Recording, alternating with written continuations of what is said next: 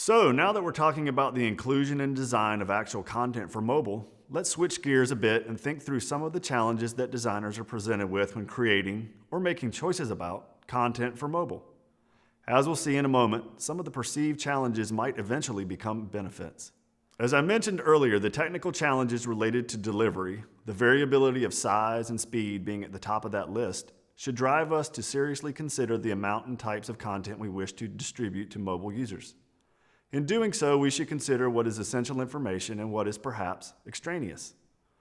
One way to do this is to think through what are the typical activities that users want to do when they access web content on their mobile devices. So, what are some of those activities? One is to communicate through text messages, phone calls, and emails, of course, but also through a wide variety of social media sites such as Twitter or Facebook.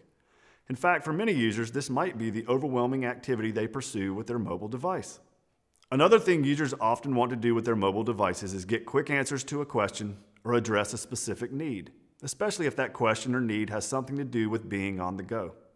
This might include finding maps or directions to locations, accessing weather-related sites that can let you know what to wear before you venture out, or the listings and times for an evening movie. A third task that mobile users often need to tackle is checking in or editing something on the fly. For example, checking in for a flight or getting an update on the latest score for your favorite sports team. A fourth activity that users often do with their mobile devices is make purchases. While an exhaustive search for a special gift is probably better suited to browsing on a laptop or desktop computer, making less emotionally demanding purchases are done all the time via websites accessed by mobile devices. This might include buying concert tickets, sending someone flowers, or purchasing a book. Finally, many mobile users are simply looking for a little entertainment or distraction during downtime, like when you're waiting for public transportation or standing in line for a show. This could include the ability to check recent news, stay current with your Instagram feed, or catch up on your blog reading. Having some idea of what users will likely want to do when they access websites via mobile devices can help us make decisions about how to prioritize our content for mobile users.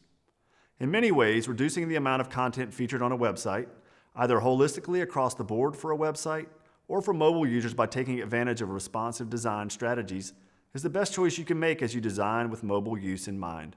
There's the potential that many, especially clients, will see this as an attack on precious content, but the fact is that the act of prioritizing content to address observable usage patterns is something that should be done regularly, regardless of the latest smart device rollout.